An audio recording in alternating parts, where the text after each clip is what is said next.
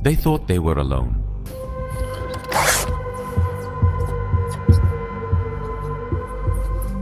They thought they'd found somewhere quiet to park for the night. I'll throw something. Yo, that's crazy. That'd absolutely be wild. What the f***? Oh my god. Then it started.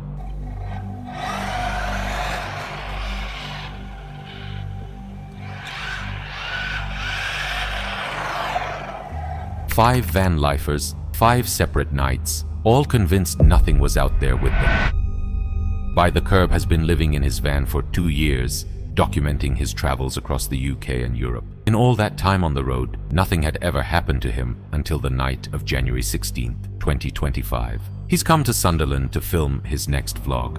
He finds what he calls a cracking spot to park up for the night, quiet, out in the sticks. Not much going on around it. I've lived in my van for 2 years, and you know when you see these videos and I got the knock and stuff like that, I've always been, never happened, never gonna happen, never happened to me, never had any scary experiences like that. Not when I've been in my van anyway. I mean, I've had scary experiences, but not when I've been in my van. Anyway, so last night I've come to Sunderland because I'm doing a vlog. My next vlog's going to be about Sunderland. He stays up late doing research for the video, telling himself he needs to get some sleep before he's shattered in the morning. And that's when something jolts him awake so hard he doesn't know where he is. I'm thinking, oh, I need to get some sleep or else I'm going to be shattered in the morning. So, got in bed, fallen asleep. Next thing, banging above my head. And you know when something completely... You know what it's like when you're fast asleep and something jolts you so much you don't know what planet you're on. It's like my soul left my body, my heart.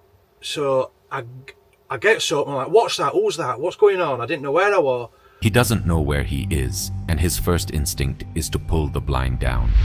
And I pulled blind down. That was my first reaction. And there's a bloody face at the window.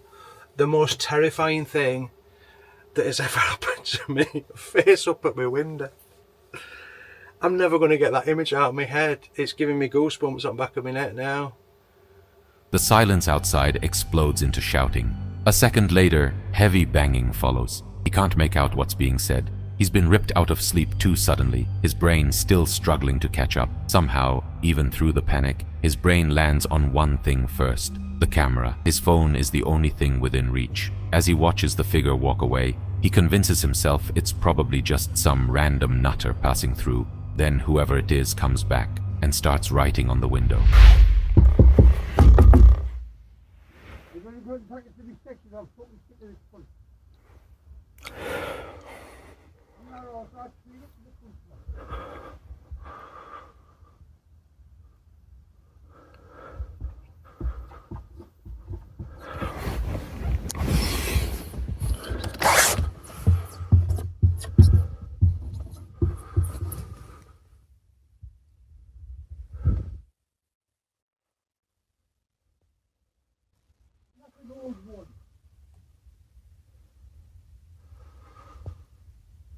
And you see a on the front, his father was a Briton. His father, his grandfather, was a Briton, and I'm the back.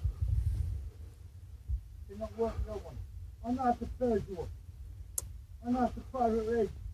I'm not a Hurst, is an English footballer.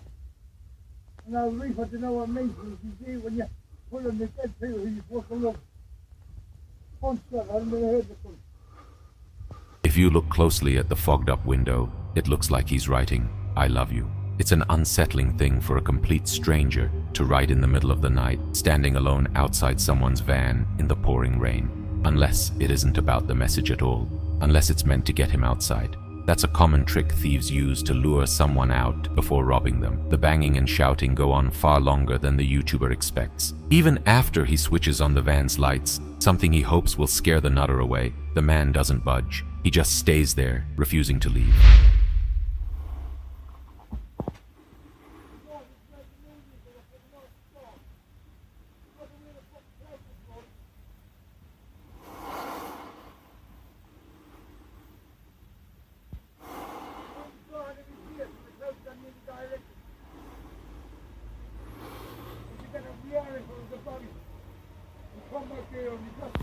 It's coming back. He pulls the blind down slowly this time. His CCTV cameras are useless, all messed up, showing nothing, and admits he probably wasn't as calm as he sounds on camera. I was peeking at him through a window, and he sounded very threatening, going on about mental health issues and being stabbed in the head and all stuff like that. So you're thinking, oh God, we've got one here. But I think I don't know. I'm saying I didn't feel as scared as I thought, but I did, probably.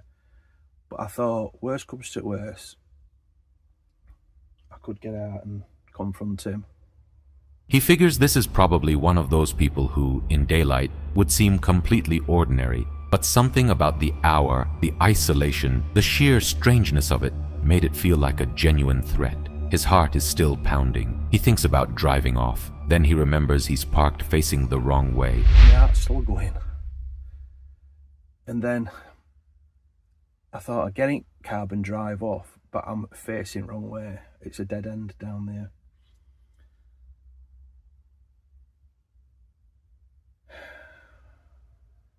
So that's something to bear in mind in future. But that's the first time in 2 years. That is the first time anything remotely like that has happened. He watches through the window as the figure moves further down the lane. Another van shows up and leaves again. He has no idea what's happening down there, or whether there's a farm or a depot that would explain anyone being out at that hour. And he's already decided he's getting one of those alarms, the kind that goes off the second someone touches your vehicle. I'm not going to let that put me off van life at all. It's the best thing I've ever done. I absolutely love it. And I don't want it to put you off. It is what it is, isn't it? One thing that's come to mind is that I've seen some alarms. There's these fancy alarms you can get. So, you know, if somebody like touches van, you've seen them, or if they touch your vehicle, it sets an alarm off, or it gives them a warning and then it sets an alarm off. I think I might be getting one of those.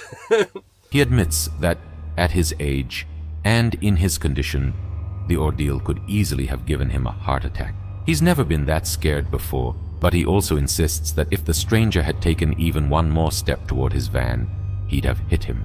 Chris Baird documents haunted camping and paranormal investigations worldwide.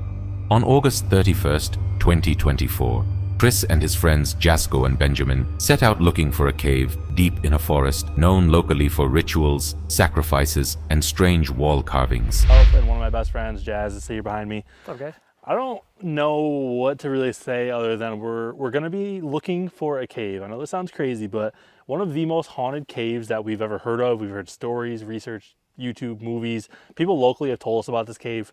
Apparently some really effed up stuff has happened here. Rituals, people have reportedly passed away and been disposed of around the cave as like a sacrifice offering. What else was it? There was a few different things. Well, we also talked about how like people who go inside the cave or even around it, they get nauseous, they'll pass out, black out, and they'll start hallucinating and stuff like that. So they'll start seeing things. But then like you wonder, like, are they really seeing things, or is it maybe like these shadow people or the whatever's out here? Isn't that wild? That's so crazy to think about. And all the pictures we saw online, I don't know how to describe it other than like, it looked like children's drawings. Like there's a bunch of these little like stick figure pictures. I don't know what they're called or what they are, but I guess that it's like a really old cave apparently. So As soon as they step deeper into the forest, the necrometer tells them to turn back. But then the warning takes a darker turn. The next message feels less like advice and more like a threat. We will hurt. We want to. why does it move so far? We will hurt. Wow, see this. Bro, remember? We camped there. That's the it's spot right all there. overgrown. Are you serious? Hang on. Dude, when we camped there, We want to. bro, we will hurt. We want to. We've been in this forest for less than 5 minutes and we're already getting threats from these evil spirits that reside here. This is crazy. They start searching, and almost immediately, the forest starts handing them things it shouldn't. Discarded clothing tied deliberately to the trees around them. Why is there clothing all over this forest? Truthfully. It said elemental. Scratch. Oh. Okay, so this could mean a couple things. Like we said, there were like those drawings scratched into the walls in the cave. Yep. Or two, one of us is about to get fucked up because it said we will hurt earlier. Oh my God, but I hope that's not the case. And then it starts. As soon as they pass the tree that's said to have been used for child sacrifices during rituals, everything changes. They begin hearing deep growls in the darkness. It feels like someone is walking right past them, even though no one is there. Yo, What the? That was a growl. yo, what would have made that noise? What the actual fuck was that, dude? Seriously. Well, I don't like it here. I don't like this at all. Can we stay here for just a second? Like, can you just try to like ask more questions right here? Chris? Then, hidden inside a hollowed-out tree trunk, they find a broken gold pocket watch. The hands are frozen at 3 o'clock. Locals have talked about strange things happening at exactly that hour before. Then came more warnings, suggesting that something is going to happen within the next hour, followed by another message. Answer the phone. Dude, I didn't see or hear when I was editing, and I appreciate you guys for that. So, In 1 hour. What's gonna happen in an hour? what is coming? Is someone coming down the trail? No. what I it mean, the sounds thing like. is, we don't have a flashlight.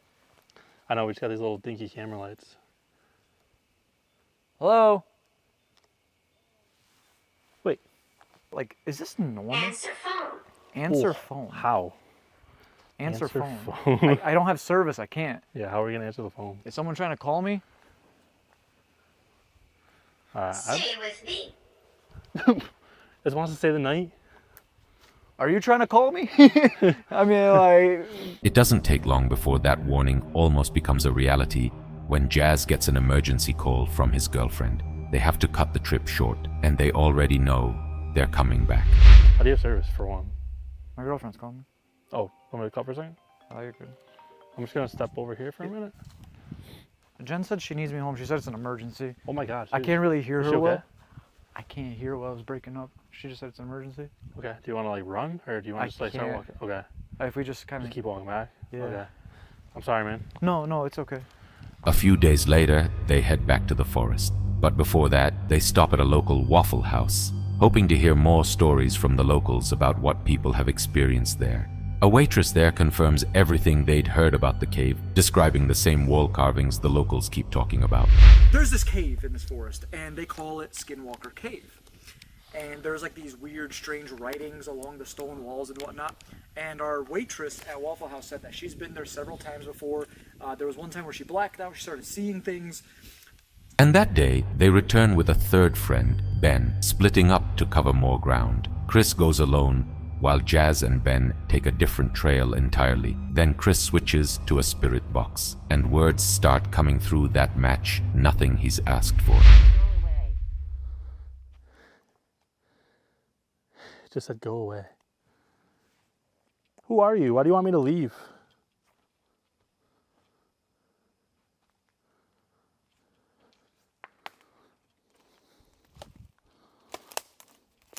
I'll throw something. Yo, that's crazy. Go ahead and throw something. I dare you. Please do. That would be so sick. Starting to throw stuff. It said go away, and then it said I will throw something. I'm listening. Almost immediately after, Chris is struck directly on top of the head. Something, an object or a whipped branch, hits him hard enough to notice exactly where he's standing, right after the device says it. That'd absolutely be wild. What the fuck? Oh my god. What the fuck?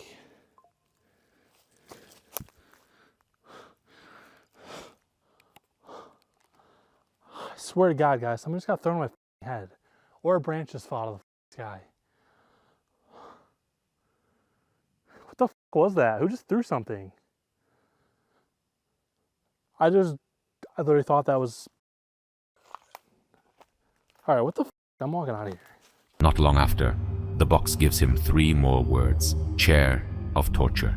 Within moments, Chris is hit with sudden nausea, cold sweats, dizziness, completely out of nowhere. It comes on right after those words come through, and it passes just as suddenly once he moves on from that spot. I don't know what that means.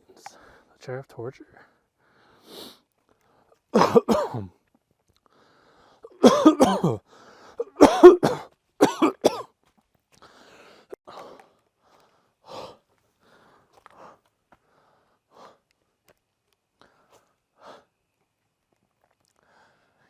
Just documenting this quick, you guys.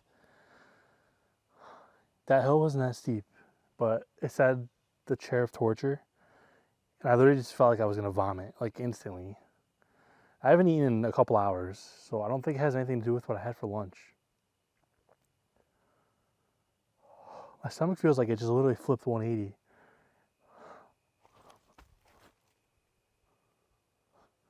Hello? Chris watches branches bend and snap on their own. He catches a figure moving through the trees just past the edge of his light. When the three of them finally regroup, something is waiting on the van that none of them left there. I didn't cut one time. I almost threw up. Just another story. I never felt something like that before. I felt like I was in, like it was like you turn the light switch on and I was gonna yak. It's Maybe you were near the cave? it might have been. It said something about the chair of torture. Bro, you know what's really weird? The responses that we were getting over there, we got things about the children. Remember the children with the tree? Mm-hmm. Right when we were at the tree? And then it mentioned drown. And remember the other story about the light Yes. in here? The shadow pool of death Yes, or whatever? pool of death. But this is weird. Bro, I'm telling you, that's gotta be something to do with the cave, or we're close. Is there like a souvenir shop that we don't know about? Like, what is that though? Seriously, how would they have that? Did they remove that from the cave? It's really light. Ben and Jazz say they can see a shadow moving ahead of Chris, out of sync with his own movements. At the same moment, Chris is watching his own shadow peel off his body and move independently before it disappears. Branch. While you guys were going over there, it sounded like it sounded like someone was pulling the door handle on the van. Bro, there can't actually be people out here. There's no way. But if you listen, the van's not locking anymore. What does that mean? Does it mean the door's open? It means the door's open. Ah, fuck, bird eye. Fuck. Shit. Are you good? Yeah, he All brought right, we can go back to the van if you want. Then I don't know what. Well, no, it's up to you. Well, if no, you- let's go. I If can there's go somebody deeper at the with you. van, then we Well, we should should probably probably. check the van if there's one at the van. I mean, your camera's in the van. All our my computer's in the van. We're looking at How about serious money in the van right now. Chris? You wanna? Oh, that's really deep. Oh my god. Mud? Oh, yeah. That's fantastic. Fuck my life. I respect you.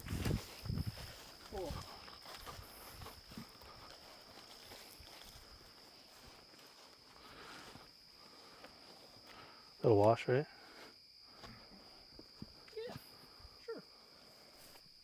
Oh. I'm not playing. Yo, this way moving the bush. The Yeah. bushes, like move. Whispers surround them from every direction, voices with no source. That's when they hear what sounds like an unlit vehicle slowly rolling down the gravel road. At the exact same moment, the spirit box delivers another chilling message. I will follow you. It said Chris. Okay, hold on. I'm telling you, I heard a vehicle. I heard it too. Okay. We both heard it at the same time. Well, if they see the lights from the van, maybe they're kind of like... In the end, they never managed to find the cave. Instead of spending the night in the van like they had planned, they decided not to take the risk and simply drove away. Brian and Marisa are an adventurous married couple who document their travels one trip at a time. On March 6th, 2026, they kicked off a new series called Explore Camp Repeat, driving deep into the coastal mountains of Washington state in search of the perfect remote campsite. We're gonna bite the bullet because some people that try to camp on the coastal mountains, we always run into gates. Yes. Logging is just huge in this area, all north and all the way south through Tillamook and everywhere. So yeah. So we have like anytime we've tried to explore, it's like gate, Yeah. gate, and we're like, whatever. But We're trying it again. did some research. Onyx provided some trails, and so we're gonna do it. We're gonna bite the bullet, and we're gonna attempt it, guys. They spend the day driving logging roads, scouting lake and mountain viewpoints. By the time they find their spot, they're sure they found the perfect one. Quiet lakeside campsite, not another person for miles. All right, we got our pop-up. It's pretty much just in case if the rain comes in early tonight before we go to bed. Got our table out. Everything ready? Yeah. Yeah. Just got to make the bed, but it'll be easy. Fire pit and simple. Yep.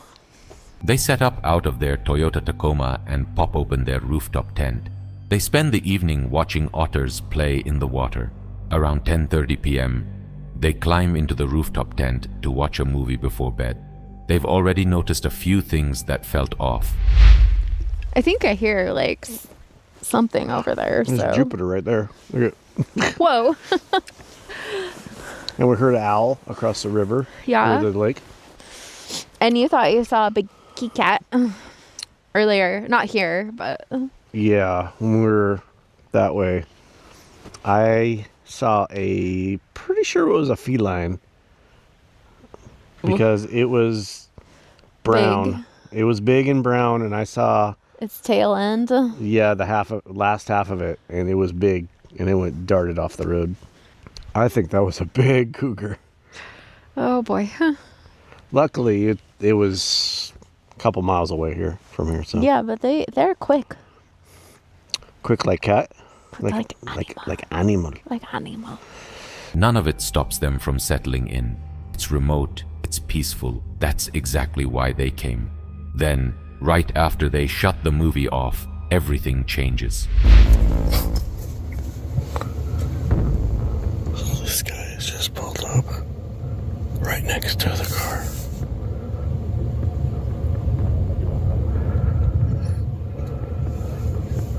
Walking around in the water. There's another car.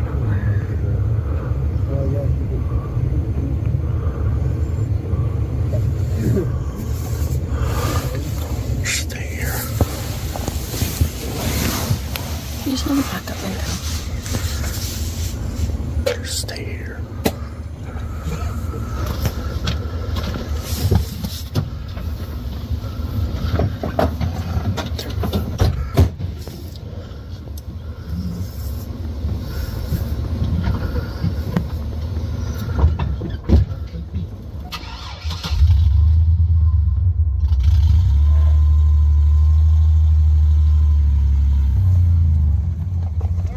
That's okay. What in the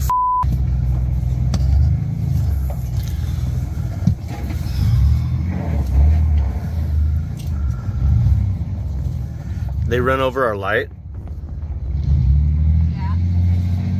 A vehicle turns down their access road and comes flying at full speed straight into their campsite. Brian's first thought is that they're about to be robbed. The car swerves through the site and drives directly over one of their camp lights. What'd they do to it? It's just cracked and No, I meant the GoPro. I don't know. It was like turned around? It was turned around this direction, but they were getting water from a beer can out of here and filling their car with it.